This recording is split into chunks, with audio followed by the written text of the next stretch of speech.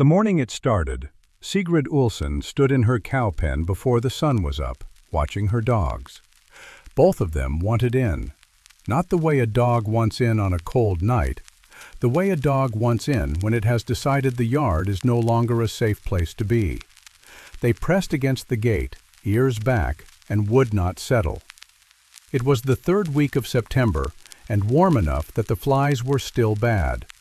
Sigrid looked at the dogs a while. Then she looked at the sky, which told a younger person nothing at all, and told her plenty. She went inside and said to her granddaughter, who was 5 and named Greta, that they had a great deal of work to do before the snow. Greta said it wasn't even cold yet. Sigrid said no, it wasn't. By noon, she was pulling straw bales against the north wall of the barn, and by the time Joseph Mallory rode past on his way to town, she had a wall of them halfway up and no intention of stopping.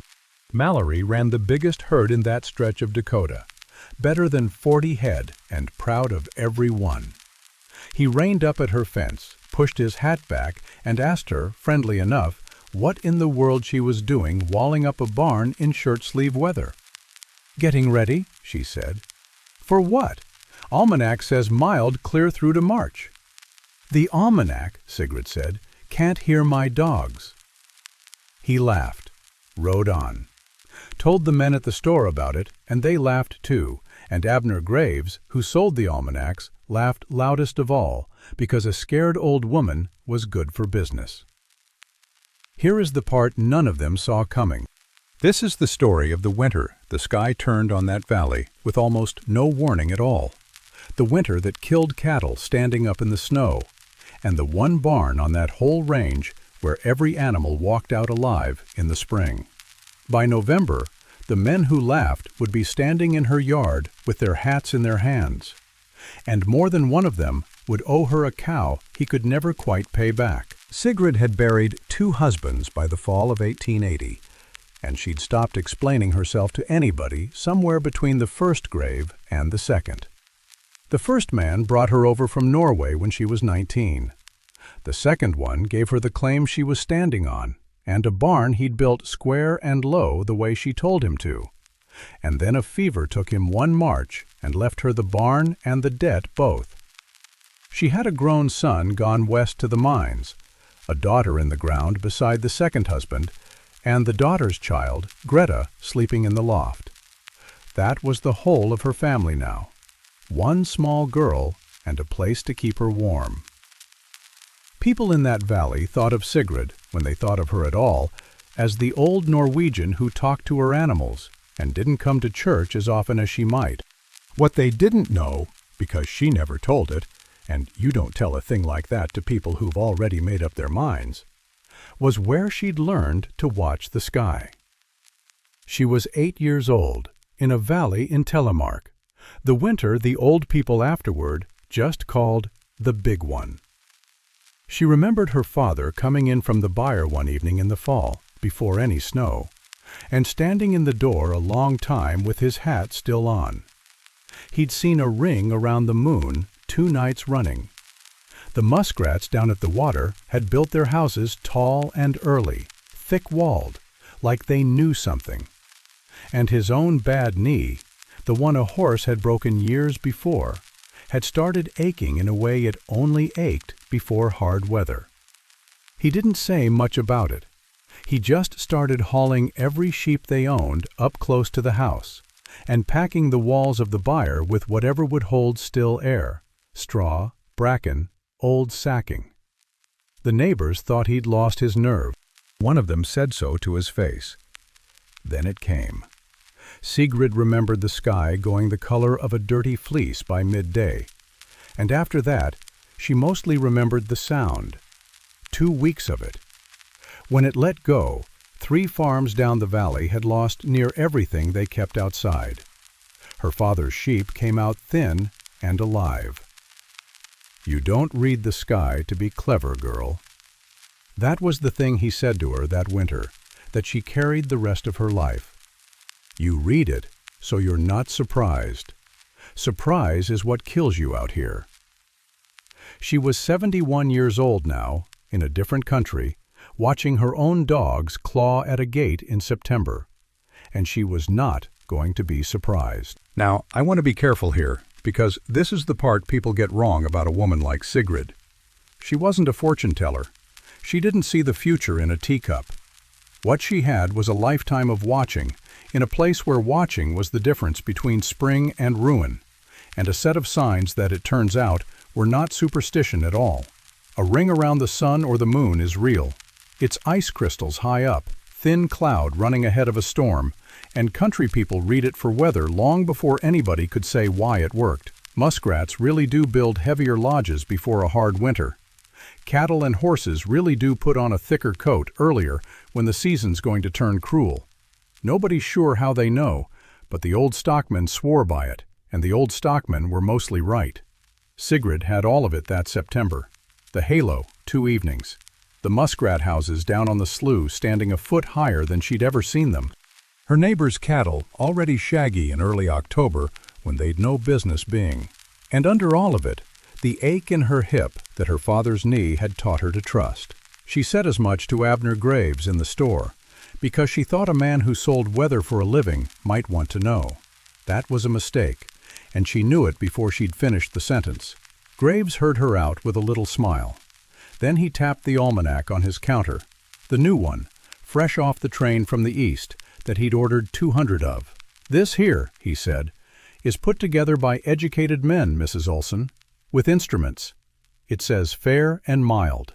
He let that sit. "I'd hate for folks to spook themselves over a sore hip." 2 men by the stove thought that was very funny. Joseph Mallory heard about it and rode out himself, not unkind, to talk sense into her. He found her in the cow pen, where she mostly was that fall, looking up at nothing he could see. "You're awful worked up over some clouds, Sigrid." "Not the clouds, Joseph, the dogs. When did your dogs last beg to come indoors in September?" He didn't have an answer for that. He looked at his own dog, sitting easy in the sun by his horse, and he told her a dog was a dog. Then he rode home. But I'll tell you a small thing that came out years later from his own mouth. That evening, back on his place, his dog wouldn't leave the porch. And Joseph Mallory noticed. He just wasn't ready, yet, to let an old woman be right. What Sigrid did that fall, the whole valley could have done. That's the part worth holding on to. None of it was secret, and none of it cost money. It only cost the bending. She started with the barn walls. All along the north and west, the sides the wind would come from, she stacked straw bales 2 deep and packed the gaps with loose straw till the wall was near a foot thick of still, dead air. Still air is the whole trick of keeping warm, animal or man. It's why a wool coat works, and why a thin one doesn't. She'd known that since telemark. Most of her neighbors had a barn with a plank wall and a lot of honest gaps in it, and they'd never once thought of the wind coming through as a thing they could stop. Then she did a thing that made Greta wrinkle her nose. She had the manure pile, a winter's worth, saved and not spread, banked up in a long berm against the base of the barn on the weather side.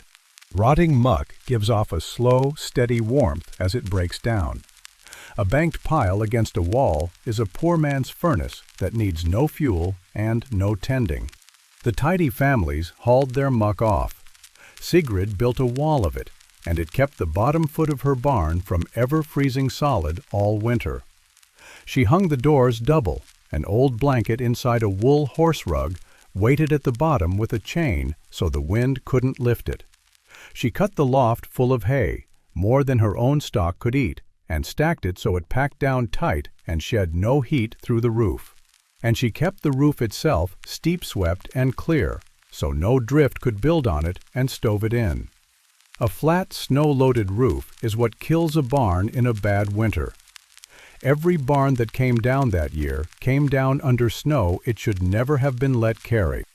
Greta helped, in the way a 5-year-old helps, which is to say she carried 1 flake of hay for every 10 of her grandmothers and asked a great many questions. Why the muck by the wall? Why not just more wood on the fire? Why the cows and not the chickens? Sigrid answered the ones worth answering and let the rest go.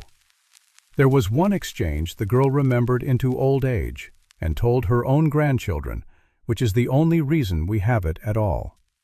She'd asked why they were doing so much when nobody else on the road was doing any. "Because when it comes," Sigrid told her, "I don't want to be the one standing in the yard in my night clothes, surprised. Being surprised out here costs you everything you've got. Your father taught me that." She meant her own father, dead 40 years and an ocean away, and she said it to a 5-year-old like he might walk in the door. Greta didn't correct her. She'd learned already that her grandmother kept the dead close, the way some people keep tools within reach. Then Sigrid straightened up, put a hand to the small of her back, and looked at the sky again, the way she did a dozen times a day now. "Faster, girl," she said. "We haven't got as long as they think we have." Abner Graves drove past once while she was banking the muck, slowed his wagon, and said there was a fine line between getting ready and losing your head. Sigrid didn't stop working. She'd heard that exact line, more or less, in 2 languages now, and both times from a man who was about to be wrong. The first snow came on the 15th of October, 3-4 weeks early. A thin skiff of it, gone by afternoon. The men at the store called it a fluke and went back to their coffee. Sigrid brought her cattle in that night and did not put them back out. That 15th of October snow was just the sky clearing its throat. After it, the storms came in a line, one behind another, close enough that people lost track of where one quit and the next started. There were men in that valley who argued for the rest of their lives about how many blizzards there really were that winter. Nobody argued about what the snow did. A cow is a tough animal. She grows her coat, she eats to keep the furnace lit, and in an ordinary Dakota winter, she stands out in the weather and does fine. What a cow cannot do is meet a killing cold before she's ready for it, with no shelter and nothing banked against the wind. Caught out early, in the open, a herd burns through its own fat faster than any hay you can throw at it, and then the cold starts taking them from the outside in. Most of that valley still had cattle standing in open lots or in barns with walls you could throw a cat through on the morning the real storm came. They'd meant to get to it. Everybody always means to get to it. The trouble with weather is that it doesn't wait for a man to be ready, and this weather didn't wait at all. Out at Sigrid's place, the cattle were already inside a warm, banked barn, chewing hay, with a 5-year-old walking down the row every evening, naming each one like they were company. Greta had a name for the lame heifer and a name for the old red cow that gave the best milk, and she'd have told you all of them if you'd stood still. The Anson baby was the one nobody was thinking about yet. The Ansons were 2 farms over. Young couple, first child, born that August. A baby that age lives on milk, and in that country, in that year, milk meant a cow. The Ansons had exactly 1 cow in milk, and she was standing in an open lot with a plank lean-to on the 15th of October, because they were young, and they believed the almanac same as everybody. Nobody knew it yet, but the whole back half of this story was going to come down to that 1 cow. It came in the first week of November, in the dark, the way the worst of them always seemed to. Joseph Mallory went to bed under an ordinary sky and woke a few hours later to a sound like the barn was being sanded down by the wind. He got up, went to the door, and could not open it more than a hand's width against what had piled there. Through the gap the yard was gone. Not white, gone. He couldn't see the barn he'd built with his own hands 60 feet from his own door. He did what a stockman does. He tied a rope to the door latch and paid it out behind him and went for the barn hand over hand, because a man who lets go of the rope in that dies 20 feet from his own house and is found in the spring. He got there. He got the door open, and he stood in the one lull the wind gave him and understood, all at once, that he had better than 40 head of cattle out in the open lot behind the barn, and no earthly way to get them in through what was coming down. He got the ones he could. He lost the count of hours he spent at it. By the time he couldn't stand in it any more, he had maybe half his herd crowded into a cold, gap-walled barn, and the other half out in the lot with their tails to the wind, humped up, going quiet in the way that stock goes quiet before it's over. 2 farms over, the same night, Sigrid's barn stood banked to the eaves and warm inside from the animals' own bodies and the muck wall and the still, dead air she'd built into it a month before. Her cattle chewed. Greta slept in the loft over the byre, warmer than she'd have been in the house. Sigrid sat up, not because she was worried about her own stock, but because she was doing arithmetic about everyone else's. She'd banked her barn to bring her own dozen through. She had hay for more. She had wool for more. What she didn't have was a way to reach a soul in that white, and she knew, she'd known since September, exactly what the morning was going to look like when it finally came. The knock was coming. She could feel it the way she felt weather. The only question left was how many and how much she'd have to give. People argued for years about that winter, not whether it was bad, how bad. Nobody on those farms kept an instrument that could read the worst of it, and the numbers that come down to us were mostly written in later, out of memory, which keeps its own kind of records. So I won't hand you a temperature for the coldest night. What I'll hand you is the other things people remembered, because those they agreed on. A wagon crossing the slough ice in the middle of November and leaving no track. Green cordwood that steamed and would not catch. A man's wet hand freezing to an iron latch and coming away short a little skin. Later accounts put some nights near 30 below. Maybe. The people who lived it weren't watching a thermometer. They were keeping children breathing and stock alive, and a thermometer wasn't the tool that mattered that week. What the cold did to the cattle, though, that got counted, because a man counts what he's lost. Joseph Mallory came out of that first stretch with better than 40 head and lost 14 of them outright, standing in the lot. Of the ones that lived, the frost had gotten into the tips of ears and the switches of tails and the tender places, and you can't save that once the black sets in. You cut it or you cut the animal. He spent days doing what had to be done in a barn hung with icicles, laying them on straw because the ground rang like iron and you couldn't dig a pit, and salting down what meat he could so the winter didn't waste it. It ran like that all down the road, and the numbers are the part people repeat it after, because numbers are how a man tells you a thing was real. The Corliss place had wintered 80 head and came into December with 31. The Duffy brothers, who ran cattle out on the flats with no barn worth the name, went from better than 60 to 9, and 2 of the 9 were blind in one eye from the wind and never worth much again. A widower named Stellman up the draw lost his milk cow and both his work oxen in a single night, and sat the rest of the winter looking at a spring he had no animal left to plant with, which is a particular kind of ruin, the kind that doesn't kill you in the cold, but waits for you in the mud. Added up along that one road, lot by lot, and better than 300 head of cattle died in the space of a few weeks that a month's warning would have saved. That's not a figure anybody wrote in a ledger. It's what you get counting the empty lots against the full one. And the Ansons' one cow, the one that fed the baby, went down in the open lot the second night, with the milk still in her, because a plank lean-to is not a barn and hope is not a wall. By the middle of November, you could have walked that valley, lot to lot, and counted the standing herds on your 2 hands and had fingers left over. Sigrid's barn held every animal in it, not one lost. And in every ruined lot in that country, a man stood salting what the cold had left him and looked up the road at the low square barn that hadn't failed. It was the Anson man first, and it wasn't about a cow at all. It was about the baby. He came through on the second clear morning, on foot because a horse couldn't make it, and he didn't waste breath being proud. He stood in Sigrid's yard and said his cow was dead, and his boy was 3 months old, and there was no milk anywhere in the valley he could get to, and he'd heard, everybody had always heard, that the old Norwegian stock came through. Here was the moment, if Sigrid had wanted it. This was one of the families that had let the almanac do their thinking.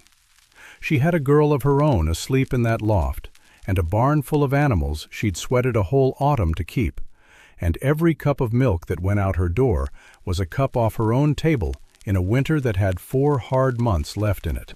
What she did was pull her shawl on and walk him out to the barn and put her hand on the old red cow, the one Greta had named, and say she was still giving, and he could have a share of it morning and night for the baby, till the man could get a cow of his own again. Then she told him what it would cost. Not money. "You'll bring your boy here," she said. "You and your wife both, and you'll help me carry this barn through the winter, because I'm feeding more mouths now than I banked it for. I'm not the church, and I'm not the county. I'm a tired old woman with a good barn, and a good barn only stays good if enough hands keep the snow off it." The Ansons moved into her front room before the week was out, and the Ansons weren't the last. Word runs through a snowed-in country quiet and quick at the same time. A man came from the far section nobody knew well, cracked-lipped, frost in 3 days of beard, and asked flat out if she had hay to spare for 2 animals he was trying to keep alive, and said he'd work it off or die trying. She sent him home with hay and told him to bring the animals to her barn if his own gave out, and to bring a sledge. Then came the one that must have sat strangest with her. A boy she didn't know turned up on the step, sent, he said, by Mr. Graves at the store. Abner Graves had a good horse he was trying to keep from foundering in a cold shed, and no hay left in town worth feeding, and he'd sent word, through a boy, not to his own face, asking whether the widow could spare any.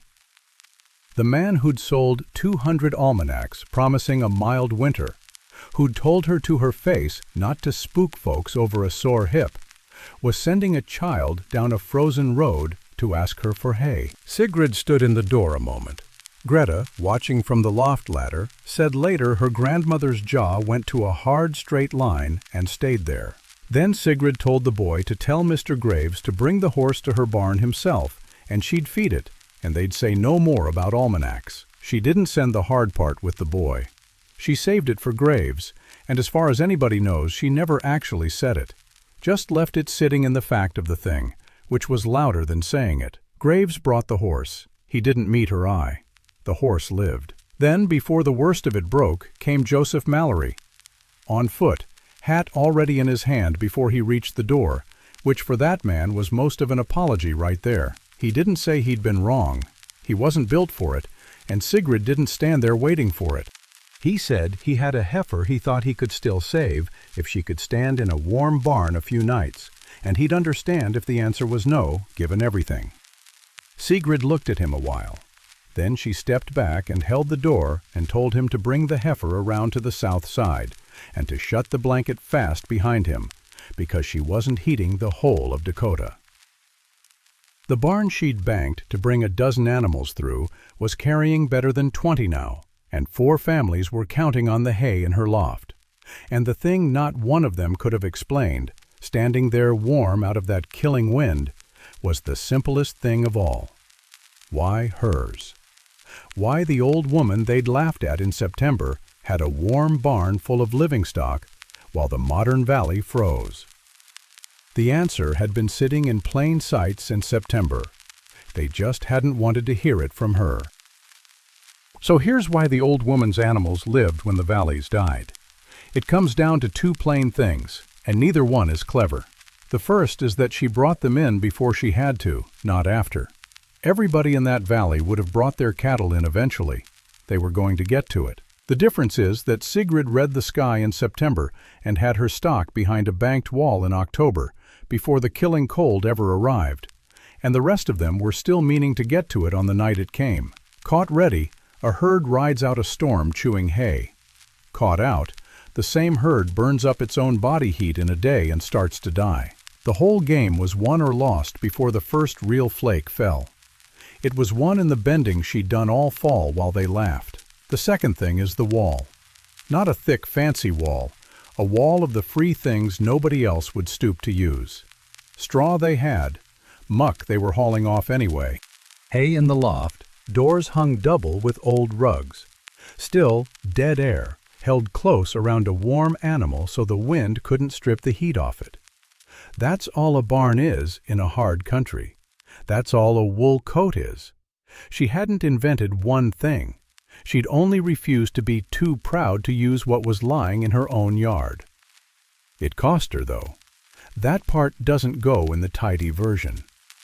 By February, the loft was low, and there were still animals in her barn that weren't hers, and mouths at her table that weren't kin.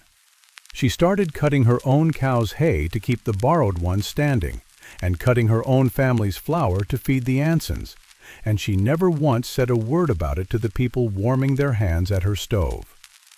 The old red cow gave less as the winter wore on, and Sigrid gave the baby share first and her own porridge second, and Greta learned that winter to be quiet about being hungry, which is a thing no 5-year-old should have to learn, and plenty of them did. There was a night in the worst of February that Sigrid never talked about after, and Greta only told once. The hay had gotten low enough that Sigrid sat up doing the arithmetic she'd been putting off. How many days of feed against how many animals against how many weeks of winter still to come? And the numbers didn't come out. There wasn't enough. Not for all of them. She sat at the table a long time with the lamp turned low to save the oil, and Greta, who was supposed to be asleep, watched her grandmother's shoulders from the loft and understood. The way children understand things nobody tells them, that something was wrong that even grandmother couldn't fix. What Sigrid did was thin the ration to every animal by a little, and cut the flour again, and decide to gamble the last 3 weeks on the thaw coming when the muskrats had told her it would, back in the fall, and not a day later. She'd read the whole winter right so far. She bet the last of the feed that she'd read the end of it right too. She didn't tell a soul she'd made that bet. If she'd lost it, the borrowed animals would have gone down first, and she'd have had to look their owners in the face in the spring. She won it by 9 days. That's how close it ran, in the one barn that everybody afterward said had come through easy. The wind let go for good in the last week of March. People came out of their houses and stood in their ruined lots and took the count of what the winter had left them, and it was a poor count for most. But out of that whole valley, one barn opened its doors in the spring and let out every animal that had gone into it in the fall, walking, thin, alive. Sigrid's dozen, and the Anson's baby fat and well, and Mallory's heifer, and the stranger's too, and a couple more that had come in the dark and never quite been accounted for. Nobody stood up and made a speech about it. It wasn't a speech-making kind of valley. But the thanks came out the way it does out there, in work, and in things left in a yard with nobody standing next to them. Somebody re-shingled the weak side of her barn roof while she was off in town. The Anson man worked her fields all that spring and never once had to be sent for. And Joseph Mallory, who'd come out of the winter with a herd cut better than half, rode over one morning in April with a young cow on a lead, a good one, in milk, and left it in her pen, and the nearest he came to saying why was, "That old red cow of yours carried a baby through the winter. Figured she'd earn some help." He tipped his hat, which he had never done for her before that year, and rode off before she could hand it back. She kept the cow. It was as far as either of them could go, and it was far enough. By the next fall, if you'd walked that valley at the tail end of the season, you'd have seen a thing that hadn't been there the year before. Straw banked up the weather side of one barn after another. Muck berms where tidy men used to haul the muck away. Roofs swept steep and clear. Better than a dozen barns done up the old country way that first autumn, by the same men who'd laughed at the sight of it 12 months before. Sigrid never made much of that either. She'd learned it bent over in a byre in Telemark, beside a father watching a ring around the moon, a long lifetime ago. She taught it to Greta the same way, out in the cold with their hands busy, and the girl grew up able to read a September sky the way other children read letters. There was one more thing about that winter the valley never quite got over.